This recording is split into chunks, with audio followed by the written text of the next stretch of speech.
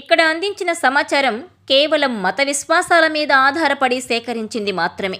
దీనికి సంబంధించిన శాస్త్రీయ ఆధారాలకు సంబంధించి R24 ఛానల్ ఎలాంటి బాధ్యత తీసుకోదు.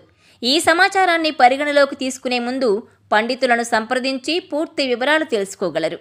పై సమాచారాన్ని R24 ఛానల్ ధృవీకరించడం లేదు.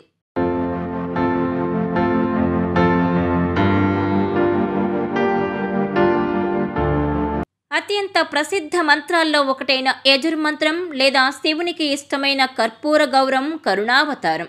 ఈ స్తోత్రం గురించి మీకు తెలుసా? కర్పూర గౌరం కరుణావతారం అనే ఈ మంత్రానికి అర్థం తెలుసా? ఈ మంత్రం ఎందుకు ఇంతలా పాపులర్ అయింది? Watch this R24 special.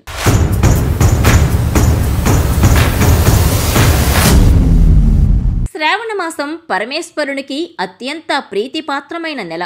ఈ నెలలో శివుణ్ణి కొలిస్తే, ఏకాగ్రతతో పరమేశ్వరుణ్ణి ప్రార్థిస్తే ఆయన అనుగ్రహం లభిస్తుందని భక్తుల విశ్వాసం.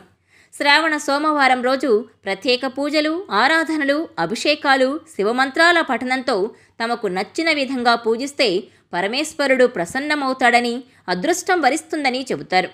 అయితే శివయ్యకు చేసే పూజలు కొన్ని రకాల వస్తువులను వాడితే మరింత పుణ్యం వస్తుందని పండితులు చెబుతారు. దేవదేవుడికి ఇష్టమైన కొన్ని పత్రాలను పూజలో భాగం చేయడం వల్ల ఆయన సంతోషిస్తాడని భావిస్తారు.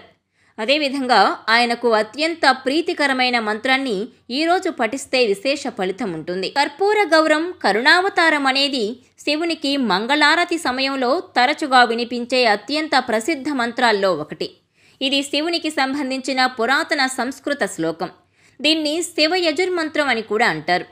కర్పూర గౌరమ్మ కరుణావతారం మంత్రం 4 వేదాల్లో ఒకటైన యజుర్వేదంలోని శ్లోకం. శివ అనే పదానికి మంగళకరమైనది అని అర్థం. శివుడు పాపాన్ని, బాధలను పోగొట్టి భూలోకంలో సుఖాన్ని ప్రసాదిస్తాడు. శివుడు శుభప్రదుడు. శివునికి అత్యంత ముఖ్యమైన పేర్లలో శంకరుడు ఒకటి. ఆయన్ను శంకరుడు అని పిలవడానికి కారణం శివుడు ఎప్పుడూ మంచి చేస్తాడు. శివుడు శంకరుడు మాత్రమే కాదు, హరుడు కూడా. అన్ని చెడులను తొలగించేవాడు, త్యజించే దేవుడు అని దీని అర్థం. ఈ మొత్తం శ్లోకం అర్థం చూస్తే శివుడు కరుణావతారుడు.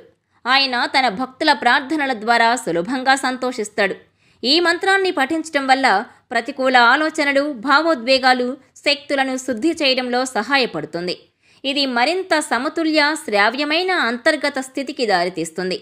ఈ మంత్రాన్ని క్రమం తప్పకుండా చదవడం వల్ల మానసిక ప్రశాంతత ఏర్పడుతుంది. ఆ సమయంలో ఉత్పన్నమయ్యే కంపనాలు శరీరంలోని శక్తి కేంద్రాలను సానుకూలంగా ప్రభావితం చేస్తాయి. ఇది శారీరక, మానసిక వైద్య ప్రక్రియలకు దోహదం చేస్తుంది. ఈ మంత్రాన్ని జపించడం వల్ల దాన్ని జపించే వ్యక్తి చుట్టూ సానుకూల ప్రకాశాన్ని సృష్టించవచ్చు. ఫలితంగా ఇతరులతో వారి సంబంధాలు మరింత మెరుగుపడతాయి. ఈ శివమంత్రాన్ని క్రమం తప్పకుండా జపించడం వల్ల మన జీవితంలో అన్ని రంగాల్లో విజయంతో పాటు శ్రేయస్సు లభిస్తుందంటారు.